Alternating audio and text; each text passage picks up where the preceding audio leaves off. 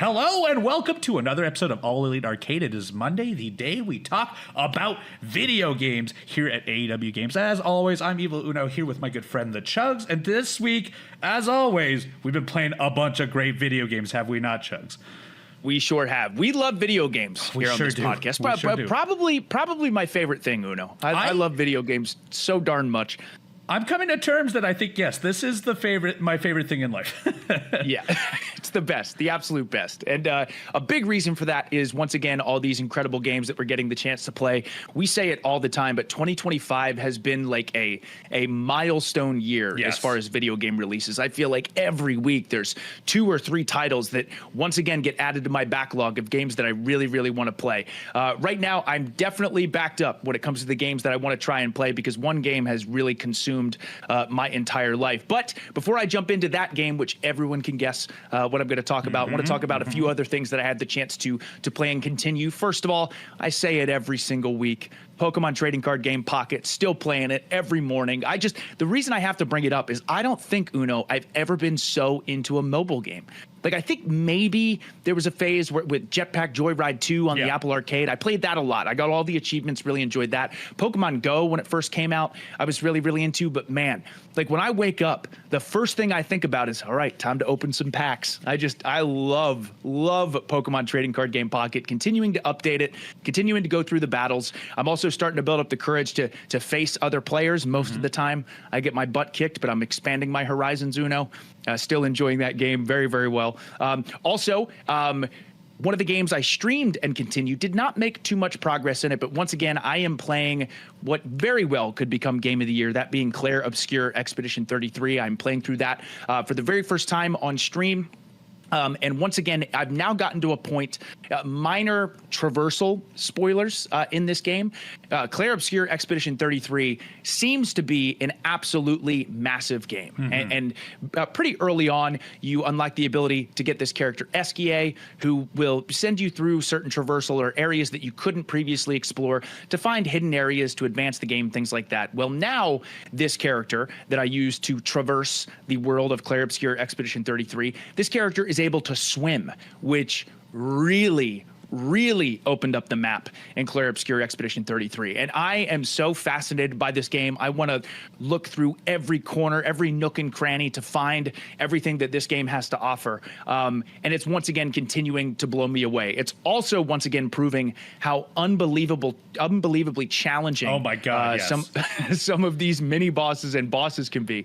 All I'm going to say, I'm not even going to say what it was, but I'm swimming around with Eskia, and I found this enemy that was in the water. And I said, you know what? I'm going to try my luck. I had a couple of good boss fights. I'm feeling really, really good about my Pictos, my Lumina, my party at the moment. And I go into this fight, and Uno, I'm not kidding. I did an attack that I think was the max attack. It was like 9,999 damage. It was unbelievable. It didn't move the health bar, dude. Didn't move the health bar, and then in one swipe, just absolutely smoked me. So I'm going to have to make note of that to eventually come back to that. But again, whether it's the certain levels and environments or items that you find, there is so much juicy lore in Clare Obscure Expedition 33. It's not even funny. So again, right now, I do have a main mission I'm supposed to do, and currently just swimming around and looking around for all these different areas. So once again, wanted to mention Clare Obscure Expedition 33. What a joy that has been to stream. Specifically, getting to experience it on Twitch has just been the absolute best. You've been, you're also at like the exact part where it opens up enough to realize like, oh, this game is way bigger and probably longer than I anticipated, because I remember when I got to this part where you're at now, I thought, oh, here's all this extra content I can start exploring. I'm going to ignore the main path. Most of the things you go to, there are some that you can actually explore and complete. Most of them are kind of leveled out to where you are at this point, essentially teasing you about the later parts of the game where like you will probably be capable of coming back later on and at least tackling some of this stuff with like, right now you can do 9,999. Maybe later on in the game, I can't tell you for sure because I have not completed this game. But maybe later on in the game, you'll have a better opportunity, a better chance at fighting these things. Right. Because and also it will warn you if you go to an area and the title is red, instead of, I believe yellow is the regular title color. If it is red, it pretty much tells you this is above your level. You will get ruined. But yeah, it's fascinating to that they tease you so early with all this like late game content. Yeah, and literally, like you just said, is they will have the name of the area, and then they spell it out for you nice and clear. It literally says danger in all capital letters with an exclamation point. It's like they're telling you this area is much higher than your level. But what I love too, and I know we've mentioned this before, but I'm 99.9% sure if you're good enough and you play perfect, it's going to take you a really long time, but I think you can I think you can fight anybody, which is wild to me. I love that is an option. Again, like you said, Uno, they very much encourage you to go back and explore as you get stronger and get further along in the game. I always say this, but I am having just as much fun exploring this game as I am with the fights and listening to the music and seeing where the story is going. It is just everything that I love about video games is in Clare Obscure Expedition 33. I know I've said that before, but I'll say it again. So I'm excited to update everyone on that. Once again, I'm going to keep story spoilers completely silent. You're not going to hear any of that from me on this podcast, because if you've not played it, please go out of your way to check out Clare Obscure Expedition 33. I can promise you it's going to grab you from the jump. It's just an amazing game. But speaking of amazing, Uno, today, for those watching on video, I am wearing a Borderlands t-shirt, and Borderlands is one of my all-time favorite franchises. It got me into the looter shooter genre. Borderlands 2, one of my favorite games of all time. Stand by this. Handsome Jack is my favorite video game villain ever. I love him to death, and I did get the chance to play quite a bit of Borderlands 4, which is awesome. So the newest Borderlands title that recently released. In addition to that, when I always played Borderlands, I always played it solo. I never did the campaign co-op in any way, shape, or form. But I decided, me, my brother, and two cousins of mine decided we were going to do 4-player co-op of Borderlands 4. And I just wanted to say this off the rip, because I do know some people had talked about having performance issues. I played the day after it got released. I was incredibly lucky. I was playing on PC. My brother, one of my cousins, was playing on PC. The other cousin was playing on Xbox. It was flawless. No one ever dropped out of the party. There were no frame dips. There were literally no issues whatsoever. The only thing is there was like this little inventory bug where it said that, you know, I didn't look through my entire inventory, even though I did. So that little hiccup was bothering me a little bit, but such a small thing, Again, it ran, sounded great, which performed excellent for me. And dude, it's incredible. I think I played probably 4 or 5 hours of this game. It's shaping up already. I think it's my second favorite Borderlands, behind Borderlands 2. I don't know if it's going to surpass Borderlands 2, but the villain is definitely more interesting. Definitely someone you want to learn more about. Second of all, for the co-op aspect of the game, the open world scenario is just so perfect. There were so many moments when we were all playing together where we are laughing and we're all going together, and then all of a sudden we're like, we're driving on these vehicles going to the next mission marker, and we're like, hey, where's my brother? And he turns around, he's like, I'm back here, guys, and we have to go half a football field down, and he got in this random bandit battle. We end up taking everyone out, and then we end up looting that area, and there's some really, really cool gun that you can use. So that part has been so fun. Speaking of huge maps, the Borderlands 4 map is massive. Absolutely massive. So I feel like it's going to take quite some time to go through it all, because again, all the side content is incredibly interesting. The main story, obviously very interesting as well, but with an open world game, you do want that side content to be something that pulls you in and makes you want to go and check it out. And Borderlands 4 certainly has that. I don't think there's ever been a bigger customization when it comes to all the different guns that you can get. There's so many different, you can choose throwing knives instead of grenades. Ooh. All these different shields. You can get different med kits that heal you, that have certain bonuses. I am just scratching the surface on all the different things that you can do. And again, but a lot of the Borderlands classics are there. You got Jacobs that does very, very high damage, high physical damage. You got Malawan that does that incredible elemental damage. There's a gun now that I have that rotates between fire damage and shock damage. So you'll switch based on what type of enemy that you encounter. Man, it's fun. Borderlands 4 has started off very, very strong for me, and I'm very excited to continue this co-op campaign. Yeah, I can't wait to get my hands on it myself too. A lot of people have gone out and talked about the optimization for PC, how certain certain graphic cards are having a hard time with it. And then there was also another issue that if your console runs for 4 hours, I think, while actively playing it, it will start slowing down the video processing on consoles. An easy fix right now is that they say if you turn off and restart your console after your save, you will be fine. I do want to note that while there has been issues, this has only been out for 1 week, and today, the day we are recording this podcast, they are releasing a patch with hopes of helping optimization. I have not played it. I won't get a console in my hand for other than the Switch 2, for another 3 weeks. But this is one of those games I really want to play. I loved Borderlands 2, and even with the initial hiccups of some of the PC processing stuff, I'm super excited to get my hands on this, especially with the 4-player co-op. I hear great things about it. Very excited to eventually get to play it. Yeah, it's definitely worth it, Uno. I think you're really going to enjoy it. And that's so great to hear that team was focused on some patches and getting it to run as good as possible. Again, I was pretty lucky playing it on PC. I do have a more, not a super high-end PC, but definitely a higher-end PC that, I don't know, there may have been a day one patch even, because we played it, 24 hours after that it came out. But that's great to hear they're working on it, because, man, when this game is running well, I know a lot of people are really going to enjoy it. And fortunately, it was running well for me, so fingers crossed for everybody. If you like Borderlands, definitely check out Borderlands 4. It's awesome. And speaking of awesome, once again, welcome. This is Chugs, Evil Uno. Welcome to our Silksong podcast. Here it is. Man, continuing Silksong. My God, I don't even know what to feel. When I wake up, I think about this game. When I go to bed, I think about this game. I have not been this laser focused on a video game in quite some time. And I love video games. Absolutely love them. I think I mentioned this before, but I'm doing a streamed file from the very beginning on my Switch 2. And then on my own personal file, I'm playing on my Steam Deck. When I played the first Hollow Knight, I played it on Nintendo Switch. So there's something about experiencing Silksong in handheld mode that has me really excited. But recently got myself, and again, very minor, no detail, but very minor spoilers in regards to acts and things like that. I did finish Act 1 and started Act 2. I did make a decent amount of progress in Act 2, but really what happens with me, especially in these games, because you're rewarded so often, is I did so much backtracking, even to all the areas I saw in Act 1, because different things open up, different NPCs show up, different side missions show up, different bosses and encounters show up.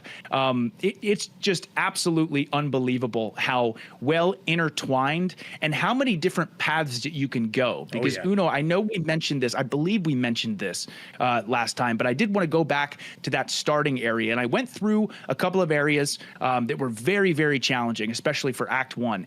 And I ended up at a different starting point, but the same location as like the main path at the end of Act 1. So you could end up there in a completely different direction with a whole different experience, which is so awesome. This game is definitely getting harder. It's getting more challenging, and it's getting bigger. Like a lot bigger. Yeah, they add a lot in Act 2. You think you see a lot in Act 1, and then you realize, my map is only halfway filled at this point. Yeah, exactly. Like I remember thinking, this is really cool. How big could this possibly be? And I got the map of one of the subsections of this area. And it's massive. It's absolutely massive. And I think at this point, I found 4 different ways that I could go. Just within this Act 2 area, which is supposed to be like one giant area. It's unbelievable how huge it is. Unbelievable all the tools that you're able to unlock. The juicy lore is getting real juicy too, Uno. It's getting real juicy. So that has me really excited as well. But my God, the more I play this game, the more I love it. There have been some really tricky, really tough boss fights, but so rewarding. I'm so excited to see where this game goes. I feel like when it's done, I'm going to be so happy, but also I'm going to have like post Silksong sadness. I think I am just so absolutely engulfed by this incredible game. I love it so much. I would like to mirror everything you said, but I do have a little bit to talk about this game. Much like you, I'm enjoying it. No, don't worry. Don't worry. Don't worry. I'm completely in love with Silksong. But this love is being tested, I will say. And it's not because the mechanics are bad, but I believe that I am still trying to tackle this like if it is the first game. And even the devs have gone out and talked about this exact issue that I'm currently having. But I've played with the base crest and essentially the base model of Hornet through the entirety of Act 1, and now almost all of Act 2 with the I've cleared most of the areas I could see in Act 2 without defeating 4 different bosses, because right now I'm still locked. The same ones from last week. I cannot defeat those bosses. I've gone back to all the other cities. I've done all the side missions I can, with the exception of one, which is the Savage Beast, which I don't know if we talked a bunch about it last week, but maybe the boss that I've died the most at ever, including any Elden Ring boss at this point. But I've explored a ton, and I think the exploration is incredible. I think by far that is the element of this game I love the most. I feel like I'm constantly rewarded going on different paths. I'm constantly rewarded if I try and test some walls. If something seems odd on my map, or something seems odd like in the background of something, I'll go and try and explore it. And almost every single time I'm rewarded with a different path, which leads to a different character, or leads to a different crest, or leads to a different support. I feel like my exploration is always rewarded. Yeah. But I am at a point where I realize I think I need to switch up how to play this game, because I cannot, for the life of me, beat any of these 4 bosses that I'm currently at. One of these bosses isn't even on the critical path. You don't even need to beat them. It is just a side mission. But I've died more than 100 times at Savage Beast. I am 2. And the third boss that I don't know if that one is mandatory either, but I have 2 other ones that I know are mandatory that I cannot get through at this moment. And I'm starting to realize that, and now I've taken some time away from it, because it was getting me to a point that I was getting so angry that I couldn't make any progress. And you know that feeling. The Elden Ring was like this too. Where if you step away long enough, you come back with a calm mind, you get into that zone much easier. I could not get into the zone. I was making these little mistakes all the time. But I'm starting to realize that I might need to change up how I play this game, because even the devs have talked about this. I don't use the tool systems that much, and I don't use the new crests that much. And the crests change how you attack entirely. The speed of your attack, the length of your attack, the actual damage caused by your attacks. Right now, I'm still playing it with probably what seems like a nerfed build, because it's the initial build. So very much so, probably the weakest of the builds. And I'm realizing if I do not go out of my way and try to not play this as a Puritan and try to do all the tools and try to play with the crest, I would probably have a much easier time at this point. I'm not saying it will be easy, because this is an incredibly challenging game. But I'm realizing that if I don't engage with the new content from Silksong, and I still try to aim this as if it is just Hollow Knight, I might not be able to get through these bosses, or I will get through them through another 100 tries out of just sheer force. So I've taken some time away from it. I love this game. I think it's going to be very hard for me to decide what my game of the year is right now, because this game, much like you, I think about it every day, except right now my thoughts are all terrible thoughts about these 2 bosses. But I have a flight to Japan next week that I anticipate I am going to do nothing but trying to tackle these bosses and tackle these new crests and stuff. But even through that, I can't wait to cross this path, because the thing that's making me so angry is that I want to see more of this game.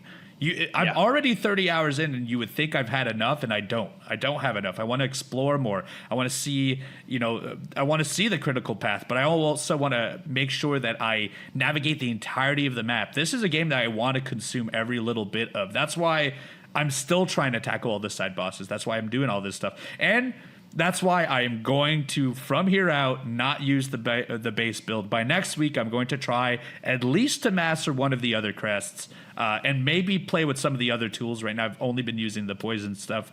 I'm determined to beat this game I'm not quitting, but I did need 4 or 5 days off at this point.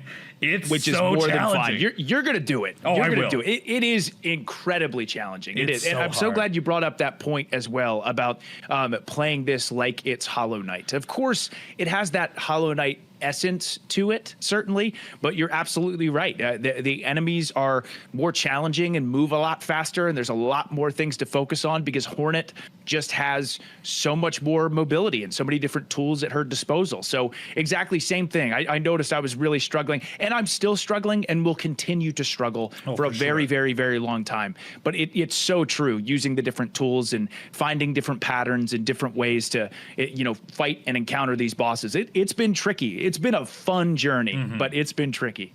Yeah, and the variety that you can actually do with the systems and the way you can attack and the way you can, boost up either your speed, boost up either your defense, your health, or even just the sheer power of each of your attacks or the length of them or so on and so forth is fascinating. Like, it is so different from the first game. While it feels very much like a sequel to the first game, these extra things make it an even more robust Metroidvania game, and even more so on just not only on the exploration and on the platforming elements of it, but like the combat is so different when you think about it once you can add all these extra pieces. So I'm fascinated with this game. I will definitely, if I don't beat 100% of it by the end of this year, Game of the Year, I will be a failure. That is how I'm viewing it right now. Not true. Not true, but you will. I will do it. I'm going to do it. By sheer force, I will do it.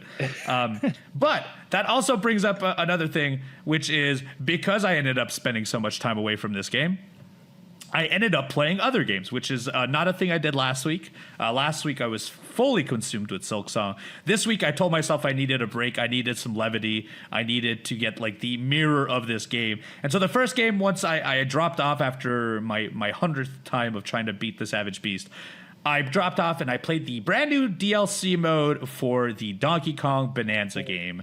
That was, we talked about it last week. It was shadow dropped during a Nintendo Direct, same day release.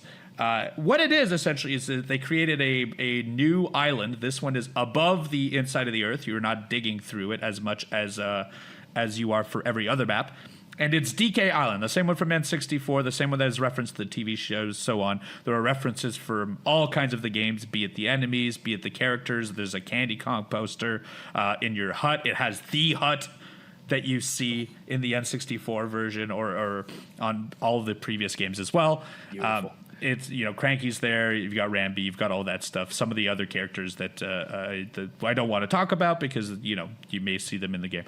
But the new mode is if you've beat the base game, the boss of the base game essentially hires you to do their work. And what it turns the game into is it turns Donkey Kong Bonanza into a roguelike, where you have a certain amount of time to reach a certain amount of materials drawn from the earth. And instead of gold being spread around, the gold becomes like an emerald-based material.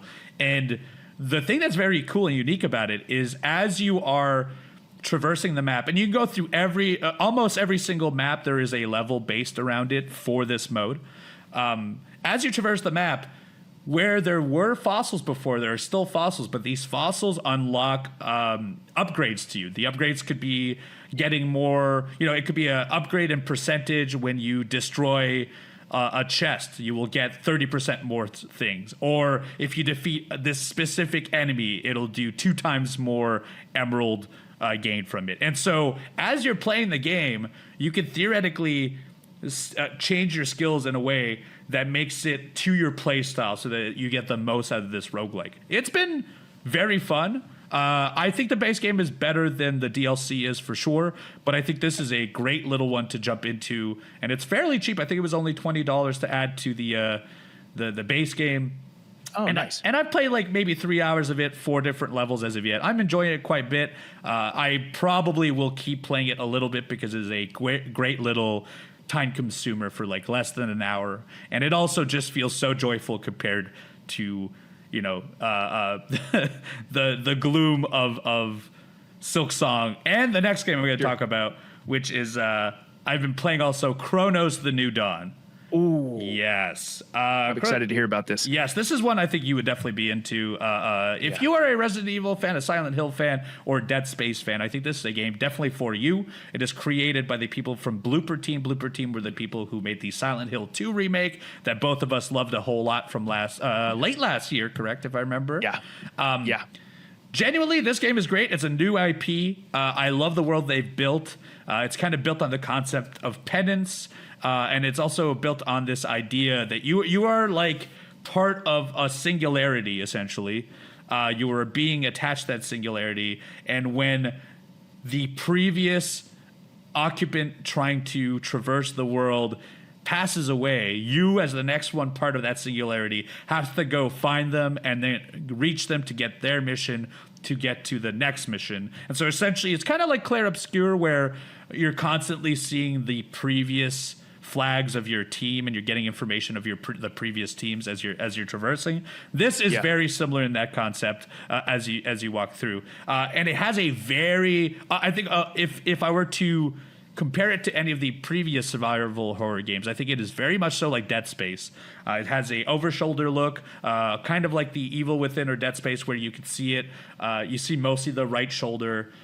It has very minimal amount of ammo and health everywhere, so it is quite challenging as you traverse. And it has a brand new system, or at least a system I've never seen in one of these horror games, that I think is pretty fascinating, and is what makes this game so different from the other ones, is that while there are enemies, and the enemies are grotesque and disgusting, and they can come from everywhere, and there's all kinds of versions of them, when you defeat an enemy, its body still remains on the ground. And if you don't burn that body down, which you usually typically have one or two items on you that could burn them, and they're hard to find. You might find an extra one in a save room, or occasionally you might be able to craft them with some of your resources. If you don't use that fire on a body, and one of the enemies you fight gets to the body, it's capable of consuming it and growing itself into a stronger version of what that enemy is. And that can go on multiple levels. So for sometimes you'll walk into an open area and there'll already be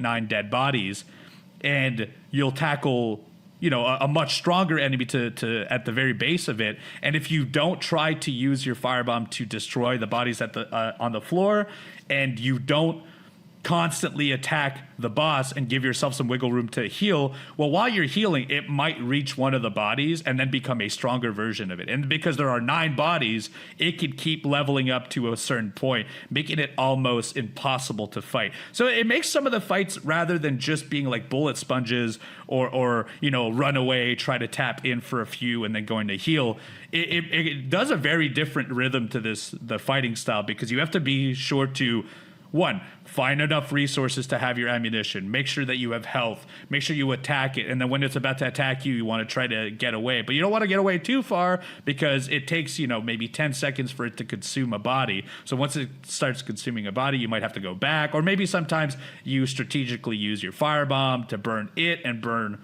the bodies around it. It's been really good. I've really enjoyed the combat, and the exploration on it does have a very nice element of, like, as you progress further, the areas start intertwining and start connecting. So it's a game that I definitely want to play more of, but unfortunately it's on my console. That's a game I will come back to in 3 weeks from now. But it is at the top of the list of my things I want to finish, because I've been very fascinated with what I've been playing 8 hours in. And I also feel like it came out at the week Silksong did, and so no one's really talking about it. I'm loving it. Crow's the New Dawn. If you have not been playing it, go out there and do so. Uno, that sounds so cool. It was specifically harping on the idea that enemies can consume bodies and become stronger unless you burn them. Because in Resident Evil HD Remaster, there were the Crimson Head zombies, where you would kill a normal zombie, and then if you didn't burn the body, it would get up and it became a more powerful zombie. But this seems like such an expanded version of that, especially strategically deciding which enemies you want to burn, how many resources you want to burn, and stuff like that. That to me sounds like one of the coolest features of the game. So I can't wait to try Cronos. It looks and sounds awesome. And it's nice to just have like a new IP in the survival horror genre. You know, you've got Fatal Frame that's coming back. Silent Hill just came back with a remake. Hopefully we'll have more. Whoa, we're getting a new Silent Hill game end of this month as well. RE is next year. So it's great to know that if Blooper Team has a hit here, I don't know what their sales are like, but I could definitely see more Cronos New Dawn, or at least Cronos adjacent stuff, because it is very, very good. And then finally, I played one last game to round this off. This one also on Switch 2. This game is called Strange Antiquities. It is a sequel to a game called Strange Horticulture. Strange Horticulture was about running a flower shop and essentially determining what flowers you own, and based on books and letters that you have within your shop, determining what each flower is and what they might possibly do to heal or cause sickness or whatever the traits will be. Strange Antiquities just came out this week. It was another game that I've been waiting for to play a lot because I enjoyed the first one. This one is about totems and pendants and essentially fighting ghosts or fighting illness, or the same concept. You are running a shop. You have all these different antiquities, and then one by one, clients will come in, and clients will either by name tell you the exact thing they want, or they will say, "Hey, my friend cannot see anymore. They woke up and they were blind. It does not make sense. And I believe you will have an item that could do this." So then you go and you go through your books. You start off with books on symbology, and you look at books that have like a long form of what every item you might have. You don't have it identified yet, but of what the items do and what they are. So as you read through, maybe you find one that's called, Sleeping Ghost, and then it says it helps you see beyond your eyes. Then you, based on the text, you get contextual clues on what it might look like. You go through your shop, you find it, and then you hope that will help and resolve the stuff. And it has like a nice little bit of lore attached to it too. But at the very base of it is about deductive puzzles, and I love a deductive puzzle game. And I also really love, because you get to handcraft the tags that you attach to each item, so you can build your own system on how you identify either like, because there are items that do bad things, there are items that do good things, there are names for each items. Sometimes some items are made of certain properties, so bronze or wood, and at later times someone will request specific things without telling you what the items are. They'll just say, I want something wooden, so on and so forth. So it's really neat to identify each and kind of build your own system on how to identify it, and I love the deductive puzzles of it. It's a great travel game. But it's also extremely fun on PC as well. That's how I played the first game. Now available on both Switch 2 and PC. If you have the chance, try Strange Antiquities, a very, very fun indie game. And that's it. Truthfully, we played a lot of games again this week. We did play a lot of games. We do this little sidebar. Me and Uno, lots of times before the podcast, are like, oh man, I wonder how much we're gonna have to talk about today. We always have so many things to talk about every single time, and I love it. So yeah, what a great week of gaming, man. Great week. Seriously, and it's only gonna get better because there are so many games that are coming out. I don't know how we're gonna complete them all in the next 3 months, but we're gonna try our hardest. We're gonna try our hardest to at the very least talk. If I'm not playing the game, I'm sure Chugs will, and if Chugs not playing a game, I'm sure I will be. We're gonna try and tackle all the most major releases, but we also have some news, some week, and our producer quiz coming to you right after this.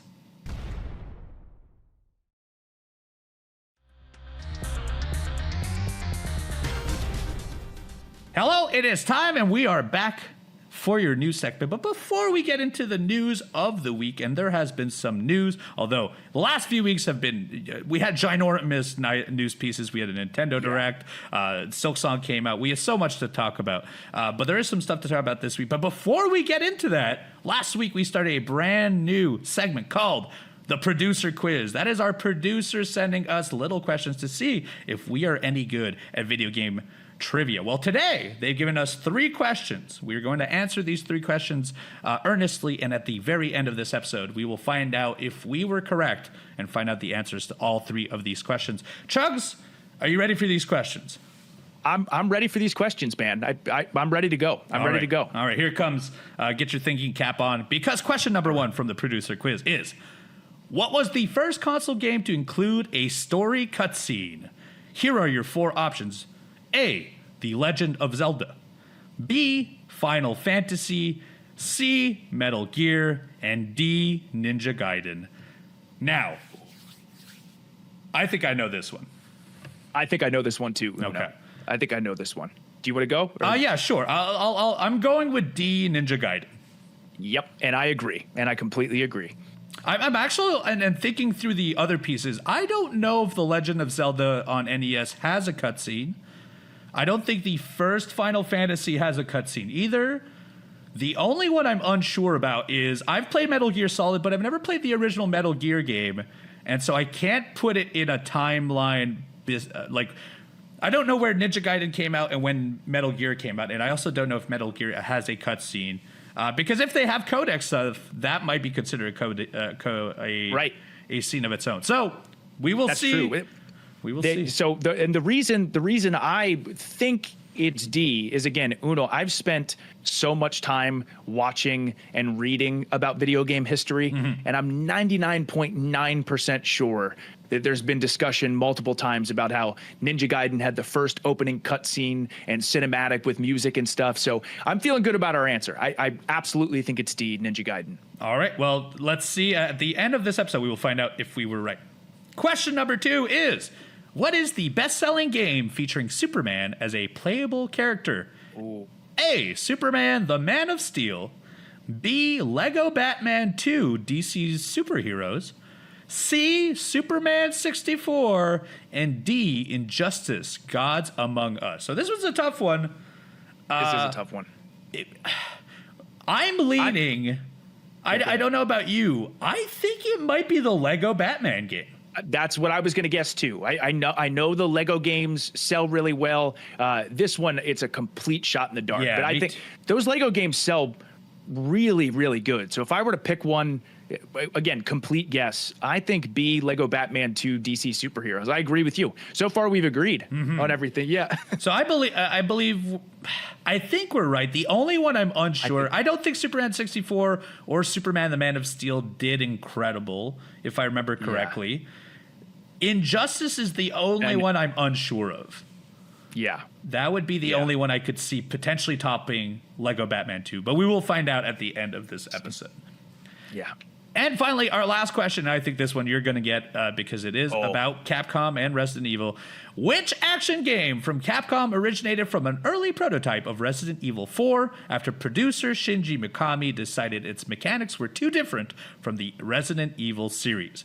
Is it A, Onimusha Warlords, B, Dino Crisis, C, Devil May Cry, or D, Dead Rising? I know this without even having to think about it. Okay. I know it. Do you want me to go? Actually, if you know, let me make a pick so I don't just steal yours, I think. Okay. Now, I don't know which games Shinji has worked on, and so that might be a big tell, but I think Dead Rising might be the answer to this question. So D, my answer is D, Dead Rising. Okay, Dead Rising. And my answer, Uno, if I get this wrong, I'm going to feel so silly, but I'm so sure this is correct. The correct answer is C, Devil May Cry. Okay. Devil May Cry originally started as Resident Evil 4, and it started going so out there that they decided, hey, let's just turn this into a completely different game. I'm definitely sure on this one. The answer is C, Devil May Cry. Okay, I could definitely see that, considering RE4 is so action-focused. Yes. And Devil May Cry is pretty action-focused as well. So I could see that happening. We will find out which one of us is right. Yeah. And one of us is going to win this game because this last question is different, unless we're both wrong, in which case. That's true. Yeah. We just got them all wrong. Yeah. I'm going to feel so silly if the answer is not Devil May. It's definitely Devil May Cry. I think so too. Yeah, this is going to be good. It's going to be good. So we will get your answers for all 3 of these at the end of the episode. That is our producer quiz. Now, the news of the week. We have a few little bits of news, and we're going to start with Silksong. We talked about Silksong. We even talked about how Team Cherry has come out and said that they don't believe the game is very hard. They think that people are not exploring the new pieces, such as the tools and the crests. They think that will make it much easier to play. They're not saying it is not challenging, but they do definitely say that a lot of people just aren't engaging with those things. And I can't say I can disagree because I've yet to really engage with that stuff. We shall see. But for as hard as this game is, and this is not going to surprise either of us, speedrunners have already beat this game in under 90 minutes. Unbelievable, yes. dude. I mean, I say unbelievable, but I shouldn't be surprised because speedrunners are some of the most talented and skilled gamers on the planet. But me trying to comprehend anyone beating this game in 90 minutes, in under 90 minutes, is like unbelievable to me. Absolutely unbelievable. I should have done my research for this because I definitely would love to know how fast Hollow Knight was as well. But yes, right now, the game's only been out for 1 week. Barely any reviews out. I do know that reviews just came out on Metacritic. And from right now, it is the third highest rated game of the year. I think Clare Obscure and Blueprints are just above it right now. That could change because a lot of publications have yet to put their reviews, and a ton of people have yet to finish the game and put their reviews as well. But it does seem pretty wild that a week out, we are already seeing people beat this in under 2 hours. Yeah, exactly. And this too, I always found this kind of cool. I remember when I first started seeing like Elden Ring speedruns coming out and people beating the game like so quickly. And as I played through it, I'm like, how is this even possible? I do like when Metroidvania or Souls-like or action adventure games do have a thing where if you're efficient enough, you can get through this. If you're good enough, you can get through this as quickly as humanly possible. And it also further exposes how much in Silksong is completely optional. Mm-hmm. Like that's so wild to me. And then I love too when there's so much optional stuff in a game. It really every single time feels like you're discovering something that I don't want to say that you weren't supposed to, but something so off the beaten path that maybe not everyone has found. But again, to these speedrunners who are beating this game in under 90 minutes, I mean, bravo. That's I just started Act 2. I'm 30 hours in. So yeah, I'm gonna have to further investigate this because I would love to know if they just stuck to the critical path or if they're doing, phasing through certain areas, skipping areas entirely. Good question. Because 90 minutes seems unattainable to me because I think Act 1 I did do a lot of everything going through Act 1. It took me almost 20 hours just to finish Act 1. But I'm not entirely surprised, but I definitely will be investigating those. You can see those on YouTube as well on Twitch. They're out there if you would like to see those. When I eventually beat Silksong, I can't wait to watch these speedruns. Right now, I can't because I can't spoil myself at all, but I'm very excited to go back and watch speedruns and also lore videos on Silksong. I'm excited. There's so much lore I feel like I'm not connecting quite yet that I definitely want to see more of. Here's another one that we were talking about a few weeks ago. Recently, Sony filed a lawsuit accusing Tencent of cloning Horizon Zero Dawn with a game called Light of Motoran. They filed this petition in California back in July.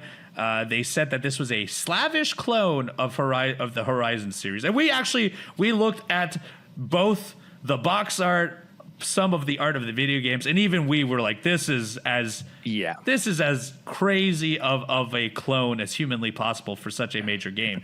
Well, Tencent's actually responded to that, and they're claiming that the claim is startling, and they definitely don't think that their game is anything like Horizon Zero Dawn, which is, I don't know why. I mean, I don't think you can admit straight up that you are stealing another person's game. I think that would be a bad play for sure. But they are going out and saying their response to Sony is that they are accusing Sony of trying to monopolize a popular culture, and that their game is dramatically different than theirs. We'll see how this plays out. That's exactly what I was going to say. I'm very, very curious to see how this plays out. Obviously, I think the freedom to create and make whatever you want within video games is one of the coolest things ever. One of the coolest things ever. I love that so many different game developers have so many different ideas in their head and they get the chance to make these games. But again, at least for me personally, this is the closest comparison to another game I've ever seen. So, but Tencent standing their ground. So I guess we'll see how it plays out. Yeah, we'll see how that plays out. And just recently we had that Nintendo stuff. So we'll never know how courts could go anyway. We can act like we know what's going to happen, but we shall see how this plays out in court. To be a story to be revisited in the future. Yes, to be continued. To be continued. Next up, Sega actually may have leaked by accident their next Yakuza game because on the Like a Dragon website, it accidentally was listed for a little while. To be revealed likely this month, Ryu Ga Gotoku Studio, who are the people who make the Yakuza game, looks like they're making Yakuza Kiwami 3, which is very exciting. If you know anything about the Yakuza series, they remade 1 and 2 with their later engines, which I believe was the Yakuza 6 engine, or the Yakuza 0 engine. Both of those incredible engines, especially if you've played the original versions of these games. It is so much more robust and so much cleaner and more fun to play it through the Kiwami remakes. Well, now it looks like they're making Yakuza Kiwami 3, and that will be likely to be unveiled this month, as it was accidentally leaked on their own website, available for purchase through Google research.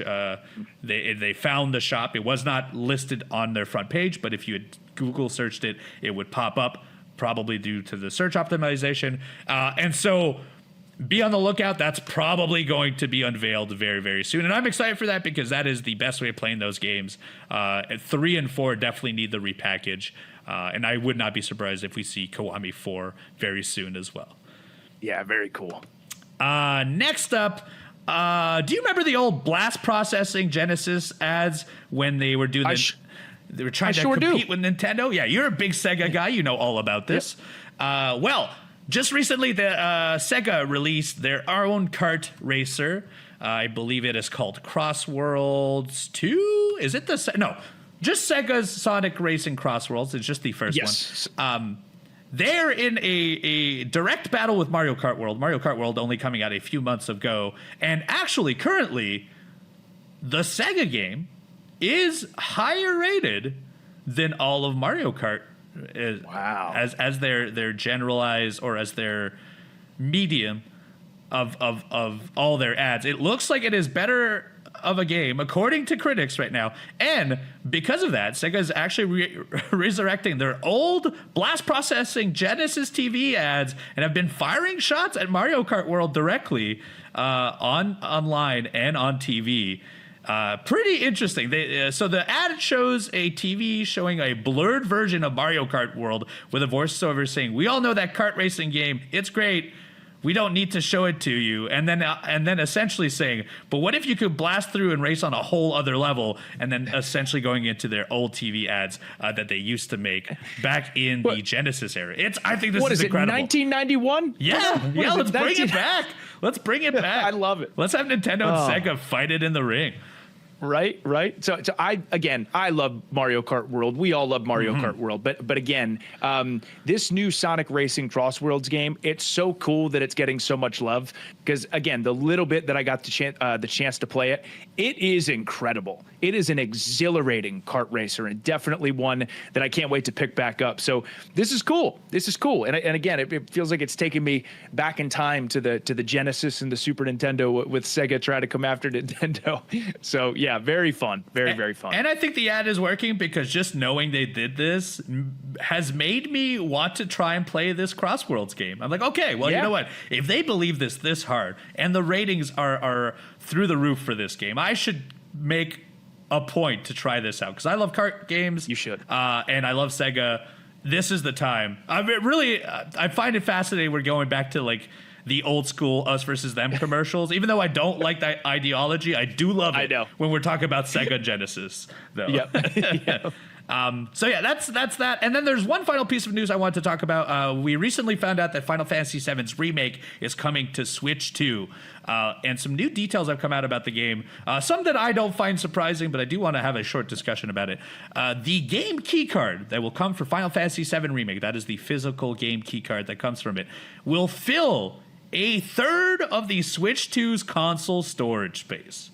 Now, some people are kind of miffed about this. I don't think it's surprising at all because I don't know if you remember this too. My Switch 1 was constantly filled with games, and it only really took one Zelda game and another game to ever be filled up So I am not surprised. Final Fantasy VII Remake is a gigantic game.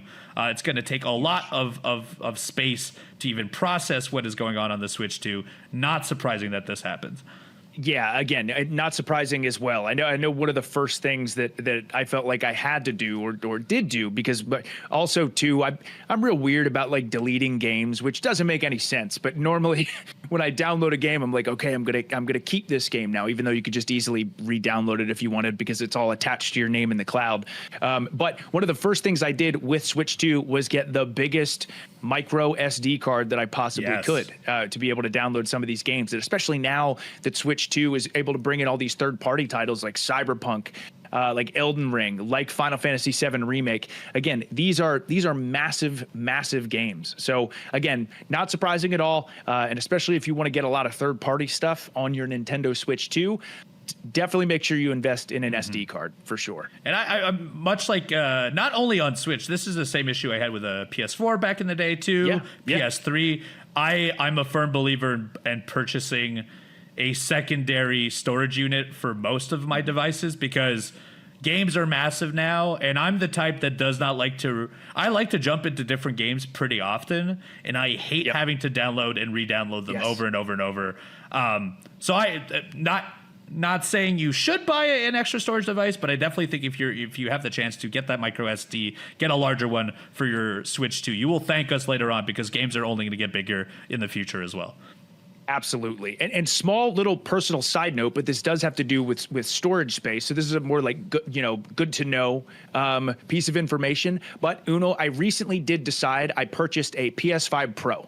I finally got myself a PS5 Pro. You made the jump. I made the jump. And now I haven't got it set up yet, but in preparation for Ghost of Yotei, I think I really want to play Ghost of Yotei on a PS5 Pro. But the point of this story is, how cool is this? Because I just discovered this. I got myself a 4 terabyte internal SSD. It's like a Fire CUDA. So I didn't know this, but one of the great thing about mid-generation consoles, I was able to do it with the Switch to the Switch OLED, the Steam Deck to the Steam Deck OLED. Well, with the PS5 to the PS5 Pro, if I move all of my games and all of that information on that internal SSD card and plug it into the Pro, everything's just there.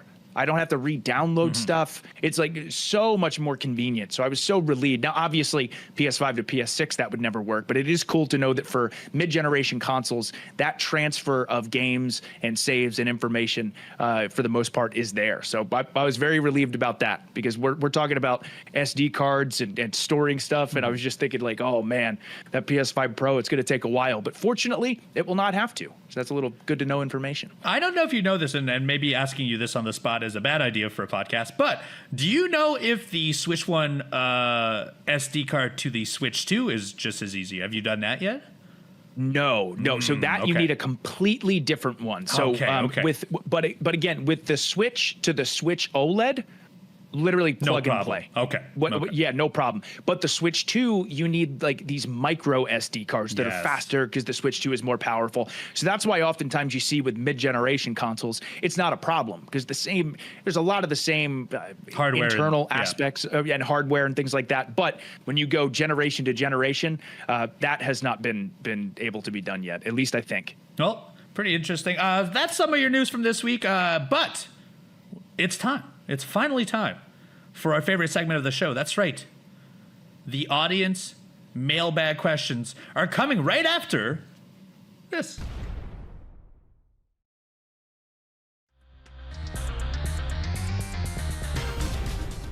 Welcome back. It's time. It's the arcade mailbag, brought to you by our good friends at upperdeck.com. Unlock the thrill of discovering autographed memorabilia of elite wrestlers and champions. As always, we have an Upper Deck card here. We have a metal pack. That is the most recent pack to be distributed on upperdeck.com. What do we have today, Chugs? Yes, we do. These metal packs are awesome, by the way, but we're starting off strong. We're starting off strong, baby. Ooh, Swerve Strickland. There he is. Hey! Oh, the big boy. Evil Uno's here. Oh, that's a nice card. This is the best pack we've ever opened. Best pack we've ever Claudio. Opened. Ooh, very cool. Mark Briscoe as well. This is a great pack. Unbelievable. Matt Taven. Pack. Well, all my favorite guys in one place. Big Bill, and he's not even wearing pants. He's in little shorts.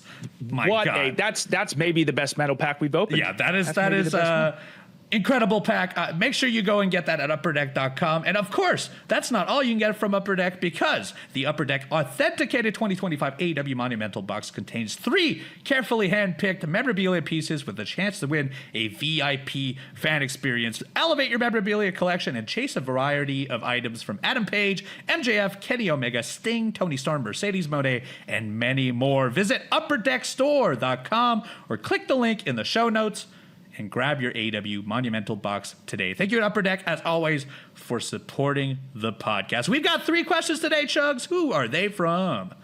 Yes, we do. Starting off with Lewis. Lewis, thank you very much for the question. Lewis says, hey, Chugs and Uno, I know you both love Hollow Knight, but as someone who's never played it and have only watched gameplay, can you explain why everyone considers it the greatest Metroidvania of all time? I'm not saying it's impossible, but it's hard to believe that it overtakes the masterpiece that is Castlevania Symphony of the Night. Lewis, this is such a great question, which, first of all, do let me say, I totally understand why many people would still have Castlevania Symphony of the Night as their favorite Metroidvania, or Super Metroid. I'd accept the argument for sure. Yeah. I mean, the name is literally called Metroidvania. So them deserving those accolades are more than fair. But I think the reason that me and Uno, I don't want to speak for you, but many other people who fell in love with the actual Metroidvania genre is because of Hollow Knight. And I just think there's so many different aspects to it. Some of them are very little things that just add up. But first and foremost, the exploration in Hollow Knight is unlike any Metroidvania I've ever experienced. All the areas are so different and vibrant and interesting. Pretty much any area that you see that you can't reach yet, you going to that area eventually, you are rewarded with, whether it's lore or an item or a boss fight. The music in between the stages just fits so well. Like the Hollow Knight soundtrack I have downloaded, it's just so good. The combat itself is so much fun, but at the end of the day, for me, there was something about the story and the vibe and the combat and the exploration and the music that just made me so incredibly attached to this game. And it also was a thing too, where in the beginning I was really struggling. I didn't know where I was going, what I was supposed to do. Then I figured out how to get the map. And then after going and fighting an enemy and then getting a new ability and that excitement of realizing that you can go and explore these different things. I love that. I feel like Hollow Knight does an unbelievable job of giving you a new ability at like an incredibly appropriate time and getting you to be like, oh my God, I can go back here. I can go back over there. It's just, for me, it is such a charming title. And especially, Lewis, if you really, really do enjoy Castlevania Symphony of the Night, which, by the way, incredible game. Yes. I do think, Lewis, that you very, very, very much so would enjoy Hollow Knight. I definitely think it's worth a playthrough. Yeah, I would say just about everything you said as well. Just that sense of discoverability as you're exploring thing. You're just, the game's size doesn't feel gigantic at first. It feels like it's attainable. And then as you keep progressing forward, you're rewarded with new skills, new charms, but new areas. Like the map system, when it's unveiled in the after an hour of play, makes you feel like, oh my God, I had no concept of how big this game is. And even with the initial map, you have no concept of how big this game is. It is gigantic. It's hard to say that this is like, I wouldn't say, actually, no, I'm going to say, I think this is the perfect Metroidvania game. It has every element of it. The combat is incredible. I think a lot of Metroidvania games, a lot of it is like, the platforming is incredible. The world building is incredible. The music is incredible. A lot of times, though, I have a very hard time with just like the combat between bosses. I feel like that is sometimes the worst part of other Metroidvania games. This one, the combat could be its own game. It could be its own game. It could be nothing but boss battles. It could be nothing but areas to fight. And very quickly, Uno, it is in the DLC Godhome, where you're just doing that boss run. Yes, it is. You just have to fight through every boss. So, yeah. Anyway, I'm sorry. Go ahead. And the other thing that's incredible about this is that the sheer scope of this game, you get through it thinking, wow, I've done it. And then you realize there is so much of the game you have not done. It lays out the game in a way that if you revisit previous areas, there are more lore to unveil. If you make major events in the video game happen, it will change areas dramatically. It will change them entirely. So when you go back, it's like visiting a completely new area. You'll talk to people that you thought there's no way you'll end up fighting. You end up fighting them because of what happens in the story. There's just so much that happens. And then when you take into account all the extra content they added to it over time, it makes the game even more robust. It's almost a second game on top of it. I think it's very hard for me to think of a game that is any better on the Metroidvania spectrum, but I think and Silksong might overtop that when I'm done. Yeah. Right now I don't want to make a claim of it until I finished it, but at this moment Hollow Knight is the king of Metroidvanias to me.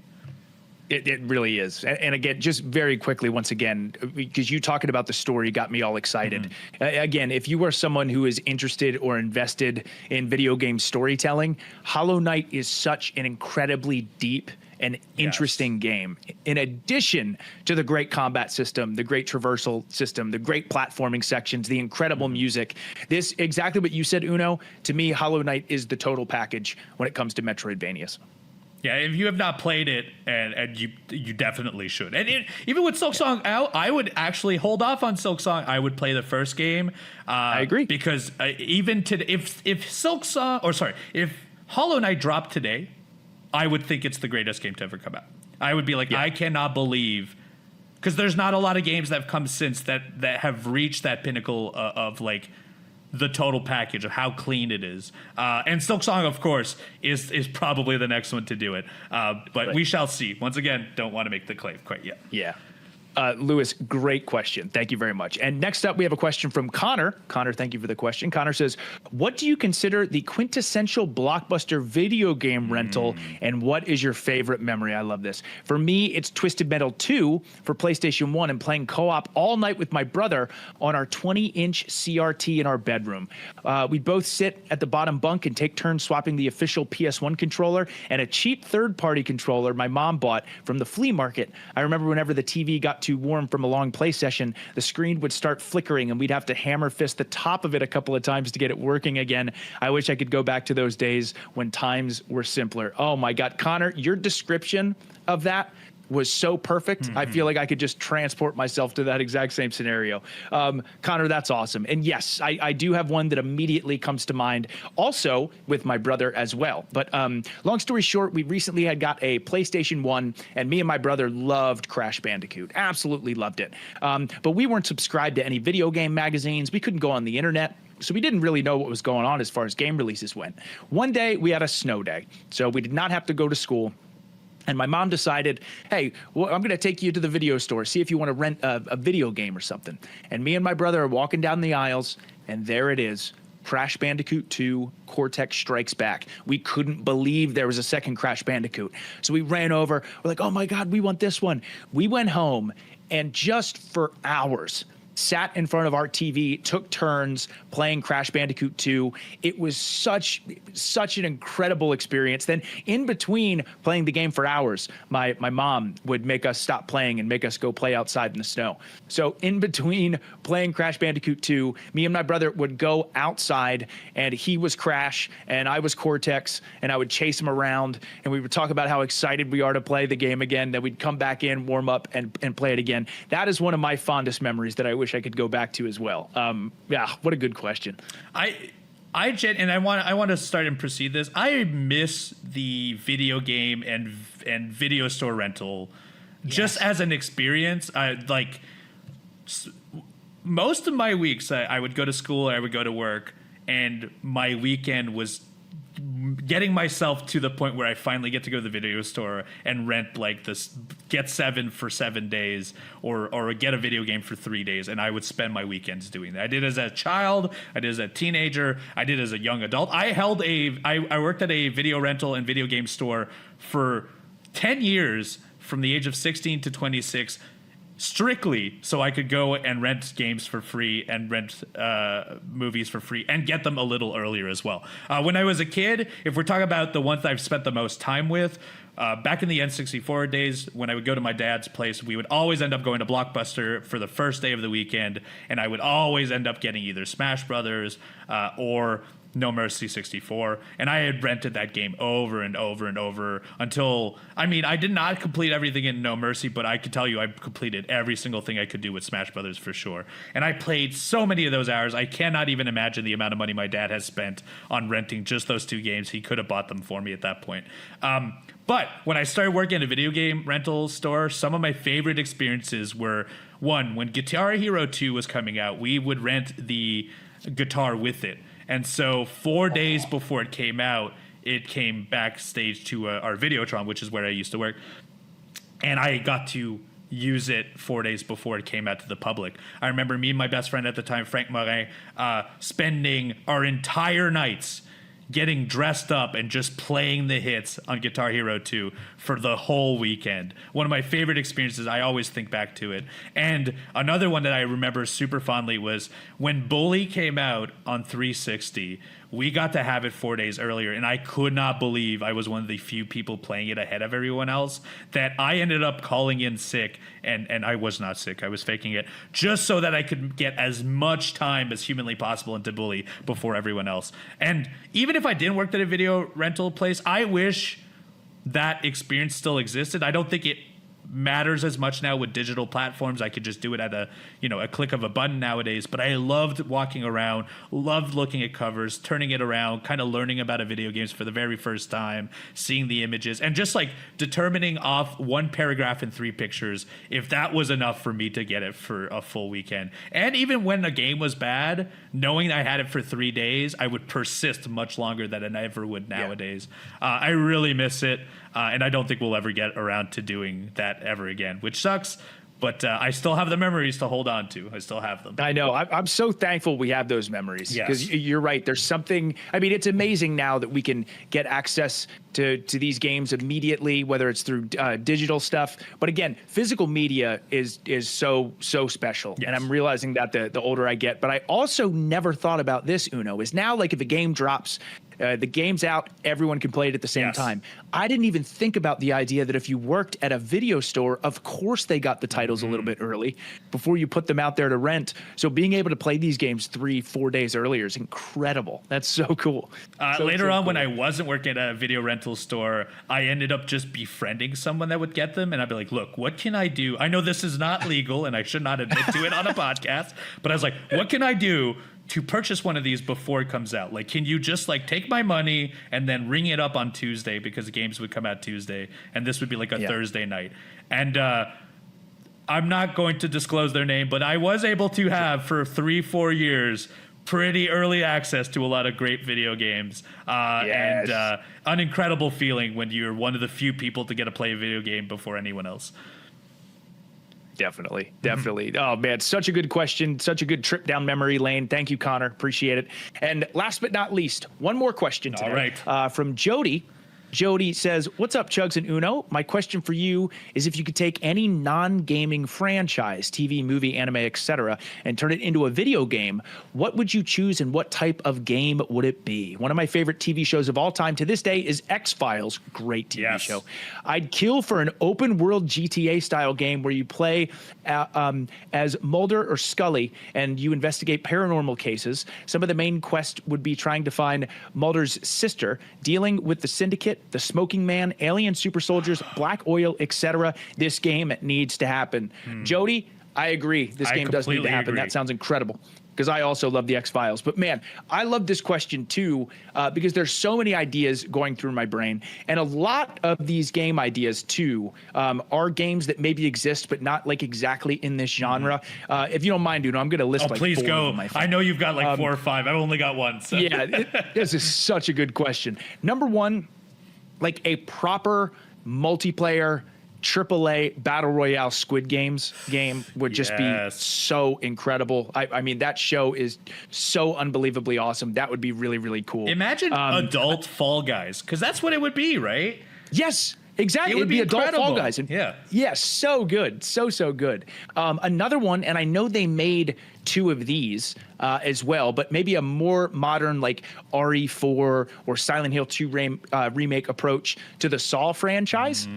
Because again, I know they made 2 Saw games, but to see that in modern times with modern graphics and audio and like a really wild story, I think would be so cool. Another one for me is I think if they did, speaking of open world, an open world action RPG, massive open world of the Game of Thrones series. Yes. I think would be so sick, like Witcher style. I think would be so cool. And I know there's Game of Thrones games, but I mean to see something like that would just be so awesome. And my last choice, I think if this was done in a Sleeping Dogs style or Grand Theft Auto style, similar to what you were saying about X-Files, man, I think a John Wick open world game, action adventure would be so cool. But a total side note, I'm watching the John Wick movies for the very first time. I have not seen them. And after watching them, I have decided that I agree with everyone else who's seen them.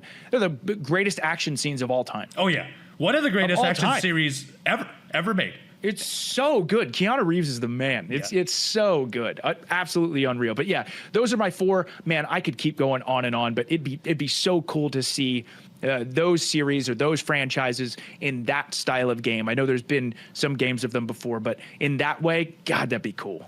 So just to top off some of the things you said, I definitely think the John Wick game with like Sifu's combat or like the Batman Arkham combat, where you're just like parrying everyone that's coming at you and they're simultaneously attacking, would be incredible. I feel like so sick. You're sitting on money if you have the John Wick license. You should definitely try and do that.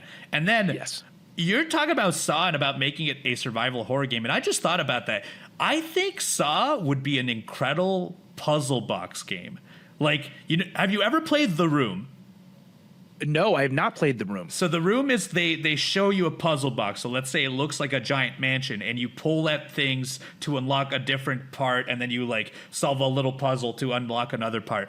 I just thinking about the concept of you waking up and you have 15 minutes to unlock this puzzle that's on your head would be incredible. And if not that, cool. I think it would make an incredible escape game style game as well. Saw is a great property for. They could make so many games out of Saw alone.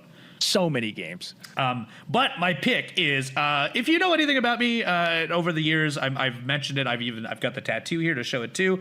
But I'm an incredibly big Twin Peaks fan. Twin Peaks was like much in the vein of X-Files, is like an instrumental part of television culture to me, and also just like the weird, quasi-comedic but also horrifying aspects of that show would, I think, make an incredible video game. And throughout the years, there's been attempts at the video game. I know Deadly Premonition is a game that is very Twin Peaks-like, and from my understanding, it was even pitched to be one of them. Ended up being a different game entirely. And there's been other games as well. I know Silent Hill, we had talked about this beforehand, influenced by Twin Peaks. A lot of other games have been influenced by Twin Peaks as well. But there's never been a Twin Peaks game. There's been fan games. There's been teasers of it potentially happening, but they've never made it. I just recently played The Drifter, which is a point-and-click game that has all kinds of interesting mechanics to it, that is also semi-horrifying as well. And I feel like Twin Peaks as a point-and-click game with all of the fun banter, all of the fun characters, the weird stuff that you can explore, and then the occasional horrifying scenes would make an incredible point-and-click game. I would love that so much. I know that we're so far removed, I think, now from a Twin Peaks video game ever coming out. We already got the 3rd season 25 years after the original series. I can't envision them ever doing it, but man, it would make me so happy to play one of those games nowadays. It's one of my favorite intellectual properties, and I think it would make for an incredible video game. I agree. I got my fingers crossed. It's possible. Anything's possible in the world of video games. Who knows? We're gonna work it out. Brain thoughts alone, on positivity alone. That is our questions for today. Thank you so much to all 3 of you for sending us those questions. Incredible questions. If you want your questions answered, go to tbs.com/RTX Arcade Mailbag. That is where you can send your questions to us.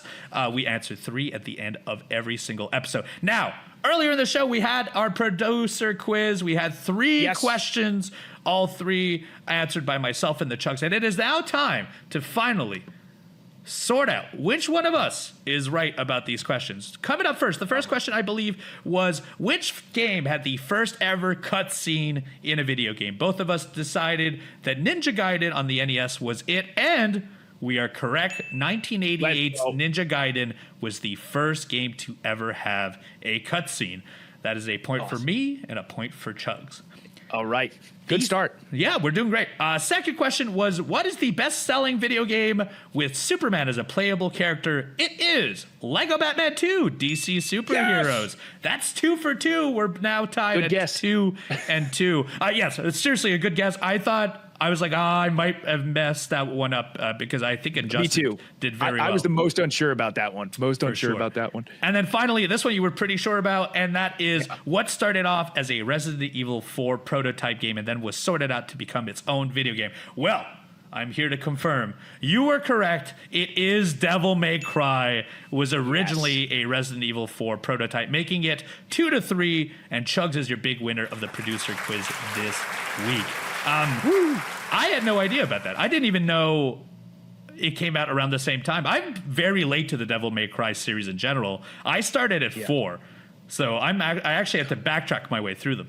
Okay. Yeah, so honestly, the only reason I knew that, Uno, because same thing, I do have all the Devil May Cry games, but I've not beaten one. I would really like to get into the series. But I am obsessed with the Resident Evil franchise. I've watched so many making of videos on RE4 and Resident Evil in general. And I just remember hearing a lot like, oh, wow, Devil May Cry started as RE4 and they went in a different direction. Interestingly enough, RE4 did kind of start and stop quite a bit until we eventually got where we landed. So it's a fascinating development cycle. Yeah, especially when you consider that it is one of the best Resident Evil games to ever come out. To a lot of people, it is the best Resident Evil game to ever be made. So it's pretty fascinating to know that it's also, branched out into a series now with like 5 games. Pretty wild. That is it for our producer's quiz for today, and also that is it for the All Elite Arcade episode this week. Heck of an episode this week. One of my personal favorites, I will say. This week, though, you can find us on Twitch, twitch.tv/AEW Games every Monday at 9 a.m. Eastern Standard Time. There is a Twitch stream hosted by MXM. I will be on Twitch. Actually, by the time this airs, our episode will have dropped out, but twitch.tv/EvilUno, that is where you can find Mystery Wrestling. Chugs, what are you doing this week? Yes, you can find me at twitch.tv/thechugs. Once again, I'm going to be going through my 2-game cycle, that being Clare Obscure Expedition 33, my very, very first blind playthrough. Then also starting a fresh file in Hollow Knight Silksong, still very early in the game. So if you want to check out either of those, come hang out, enjoy video games, please feel free, twitch.tv/thechugs. Also, if you would like to watch our YouTube format, that is the video format of our podcast. Go to youtube.com/AEW Games. Every single Monday, it drops in the wee hours of the morning on audio, wherever audio is listenable for podcasts, be it Spotify or Podify or whatever their names are. But it is also at noon Eastern Standard Time on YouTube, youtube.com/AEW Games. That is where also our comment section is. Let us know in the comments what you thought about this episode and what do you think about the producer's quiz. Should we keep doing it? I think so.